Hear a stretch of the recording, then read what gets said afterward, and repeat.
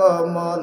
আল্লাহ বলেন হাত্তা ইযা ফুতিহাত ইয়াজুজ ওয়া মাজুজ ওয়া হুম মিন কুল্লি হাদাবিন ইয়ানসিলুন।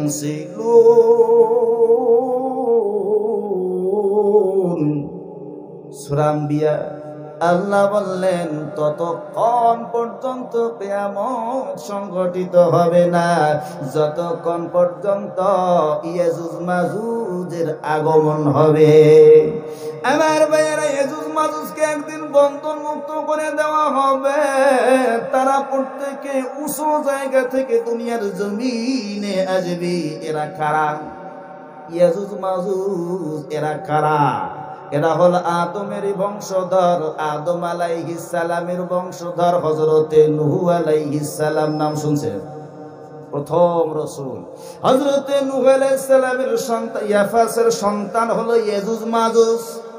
আমার ভাইরা, বাদশা জুলকারনাইনের জামানায় এই ইয়াজুজ মাজুজের দল তুর্কি সম্প্রদায়, তুর্কি জাতির উপর নির্যাতন চালাতো। দুই পাহাড়ের মাঝখানে একটা সুড়ঙ্গ পথ রয়েছে। এই পথ দিয়ে এসে তুর্কি সম্প্রদায়ের উপর নির্যাতন আর জুলুম চালাইতো। তাদেরকে হত্যা করত, ক্ষেত খামারগুলি নষ্ট করে দিত। আমার ভাইরা, এই তুর্কি জাতি ভালো কইরা জানতো যে বাদশা জুলকারনাইনকে আল্লাহ ক্ষমতা দিয়েছেন, মুজিজা দিয়েছেন। কারণ বাদশা জুলকারনাইনকে আল্লাহ পাক গোটা পৃথিবীর বাদশা বানাইছেন। কোন সুবহানাল্লাহ।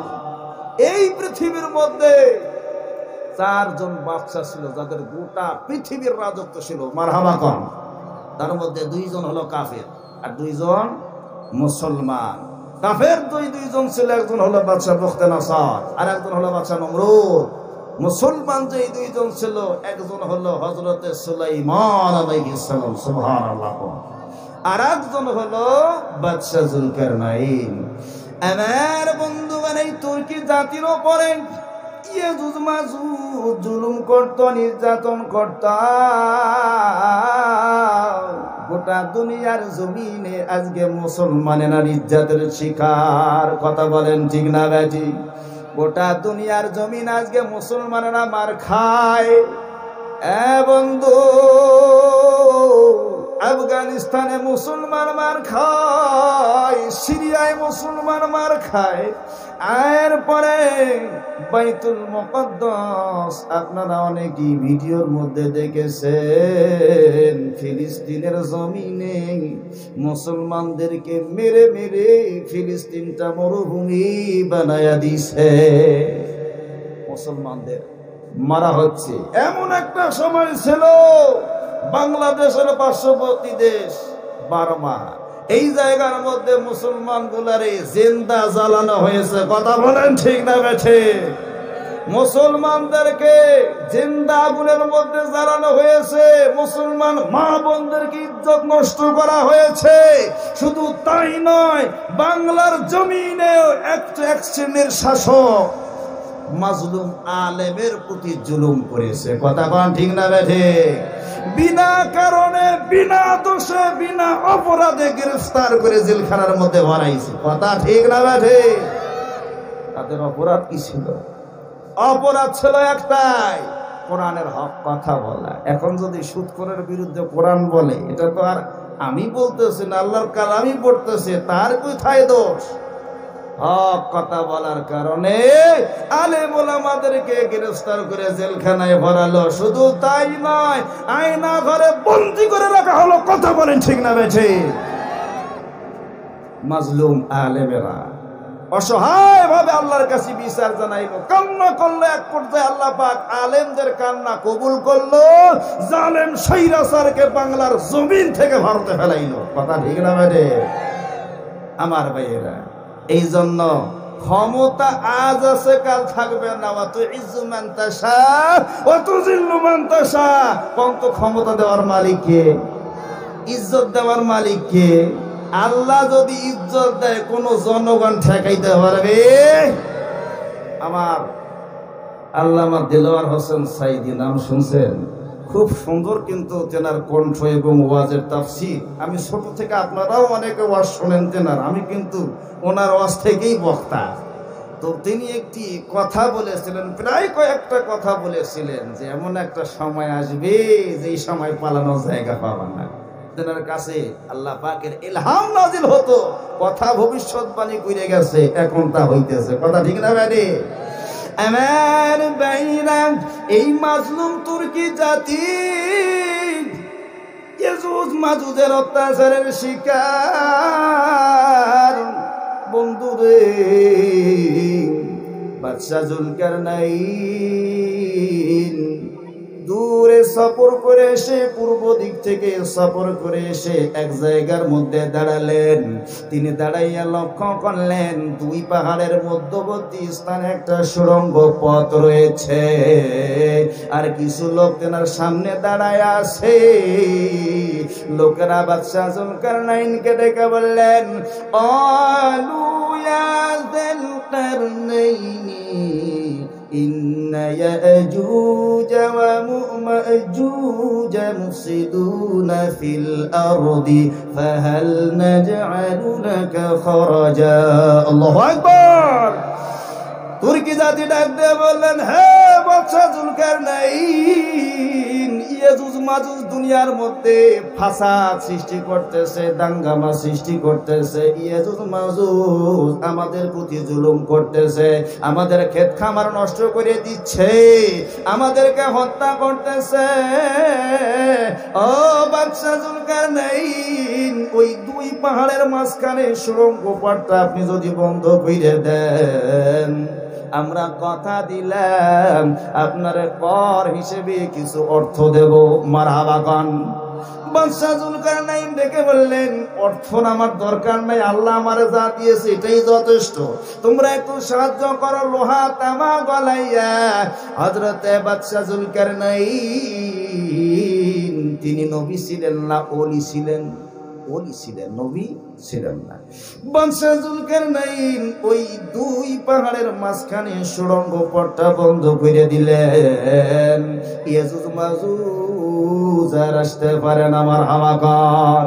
কিন্তু কিয়ামতের পূর্বে, কিয়ামতের আলামত যখন একে একে প্রকাশ পাবে, ইয়াজুজ মাজুজকে বন্ধন মুক্ত করে দেওয়া হবে। তারা দুনিয়ার জমিনে আসার পর কিতাবের লেখক লেখেন, যেই নদীর পাশ দিয়ে যাবে, নদীর সমস্ত পানিগুলো পান করবে। মারহাবা গান। এমন ভাবে নদীর পানি পান করবে, ওই নদী থেকে শুকনা ধুলা উঠতে থাকবে। আমার ভাইয়েরা, এই ইয়াজুজ মাজুজ যখন দুনিয়ায় আসবে, লোকেরা ইয়াজুজ মাজুজের ভয়ে লুকায়া থাকবে। ইয়াজুজ মাজুজ দুনিয়ায় আসার পর কোন লোক না দেখতে পাইয়া এবার তারা বলবি, এবার আসমানবাসীর খবর নেওয়া হোক, আসমানবাসীর খবর নেওয়া হোক। আসমানকে লক্ষ্য করে তীর নিক্ষেপ করবে। আমার আল্লাহ রাব্বুল আলামিন এই তীর ধরিয়া রক্ত মাখায়া দুনিয়ার জমিনে পাঠায়া দেবে। এই রকম অদ্ভুত ঘটনা ঘটবে। কিন্তু আমার আল্লাহ পাক রব্বুল আলামিন এক পর্যায়ে ইয়াজুজ মাজুজের পতন ঘটাবে। তাদের ঘাড়ের মধ্যে এক প্রকারের কীড়া পোকা সৃষ্টি করে দেবে। এই পোকাটা হবে কেমন? এটাও হাদিসের মধ্যে আসছে, খেজুরের বিচির মতো। কার মতো? খেজুরের বিচির মতো। এই পোকার কামড়ে, পোকার আক্রমণে তারা মরে যাবে। দলে দলে ইয়াজুজ মাজুজ পৃথিবী থেকে মৃত্যুবরণ করবার পর ঘোষণাকারী ডাক দিয়ে বলবেন, হ্যাঁ লুকায় তো লোকেরা, তোমরা বাহিরে আসো। ইয়াজুজ মাজুজ আর দুনিয়ার জমিনে নাই। আমার ভাইরা, আল্লাহ নবী ডাক দিয়ে বললেন, সাহাবারা 1999 জন জাহান্নামের মধ্যে চলে যাবে। সাহাবারা বড় টেনশনে পড়ে গেল যে ওই একজনকে আমরা হব। আল্লাহ নবী বলছেন টেনশন করার দরকার নাই। ৯,৯৯৯ জন ইয়াজুজ মাজুজকে আল্লাহ জাহান্নামের মধ্যে পাঠায় দেবেন। আমার বন্ধুগণ, এটা একটা বড় আলামত। এবারে আসেন নাম্বার ৭ হলো বিশাল আকারের একটা প্রাণীর আগমন হবে কিয়ামতের আগে। যখন বড় বড় আলামত গুলি দুনিয়ার জমিনে প্রকাশ হবে, আল্লাহ বললেন ওয়াইদা ওয়াকাল কওলু আলাইহিম আখরাজনা লাহুম দাব্বাতাম মিনাল আরদ। আল্লাহু আকবার। ও আমার বন্ধুগণ, বাইরাগ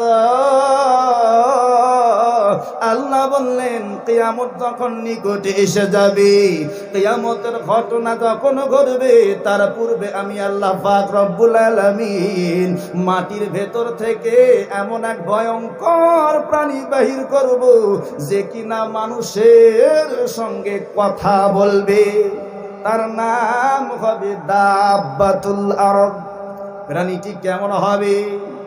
বলদের মতন মাথা হবে, চোখ হবে লাল, উটের মতো ঘাড় হবে, এরপরে সিংহের মতো তার দেহাটা হবে, বুকের অংশটা হবে, ছাগলের ভেড়ার আকৃতির মতো তার লেজ থাকবে। এই দাব্বাতুল আরদ নামক প্রাণী দুনিয়ার জমিনে আসার পর তার এক হাতের মধ্যে থাকবে মুসা আলাইহিস সালামের মুজিজার লাঠি। কার লাঠি? মুসা আলাইহিস সালামের মুজিজার লাঠি। আর এক হাতের মধ্যে থাকবে হযরতে সুলাইমান আলাইহিস সালামের ওই মুজিজার আংটি। মারহাবা কোন। কি ভাই খারাপ লাগছে? ও আমার বন্ধুগণ, কিতাবের মধ্যে আছে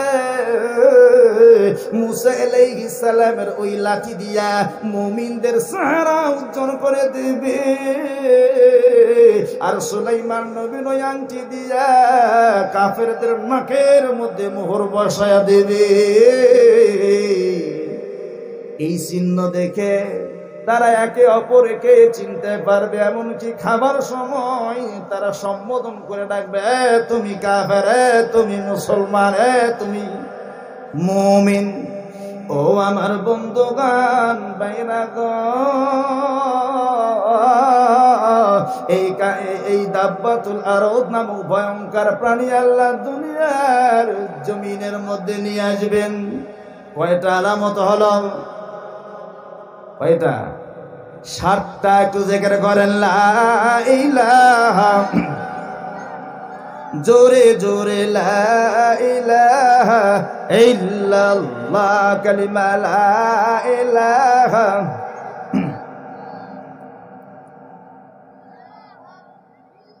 জোরে জোরে লা ইলাহা ইল্লাল্লাহ। রে আসমানের মালিক যে আল্লাহ, জমিনের মালিক সেই আল্লাহ, কালিমা লা ইল্লাল্লাহ, কালিমা লা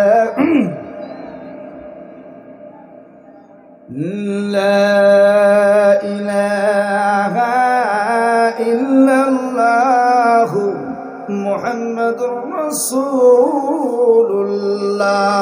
জোরে বলেন সাল্লাল্লাহু। এবারে ৮ নম্বর আলামত। কয় নম্বর আলামত? ৮ নম্বর আলামত হলো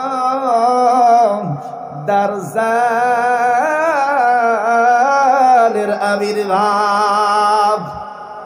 দাজ্জাল, কানা দাজ্জাল। এই দাজ্জাল সম্পর্কে আল্লাহ নবী সতর্কবাণী দিয়ে গিয়েছেন উম্মতের। প্রত্যেকটা নবী তার উম্মতকে দাজ্জাল সম্পর্কে সতর্কবাণী দিয়েছেন। আমার নবীও উম্মতদেরকে সতর্ক করে গেছেন যে উম্মতেরা, দাজ্জাল যদি আমি নবী থাকতে দুনিয়া এসে যায় তাহলে আমি প্রতিবন্ধক হয়ে যাব, আর যদি আমি না থাকা অবস্থায় দাজ্জাল এসে যায়, মহান আল্লাহর কুদরতি হাতে তোমাদেরকে রেখে গেলাম। সুবহানাল্লাহ। আমার বাইরা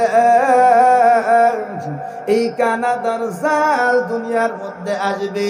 কিয়ামত পর্যন্ত, পৃথিবী সৃষ্টি থেকে কিয়ামত পর্যন্ত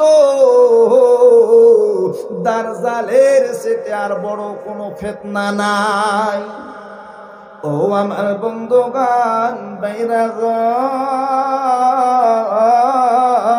আল্লাহর নবীজি উম্মতি মুহাম্মাদীদেরকে সতর্ক করার উদ্দেশ্যে দাজ্জালের আকার আকৃতি কেমন হবে, তার চলার গতি কেমন হবে, এইটাও পর্যন্ত বর্ণনা করেছেন মায়ার নবীজি। একবার দাজ্জাল সম্পর্কে আলোচনা করতেছেন। ইবনে আমর রাদিয়াল্লাহু তাআলা হতে বর্ণিত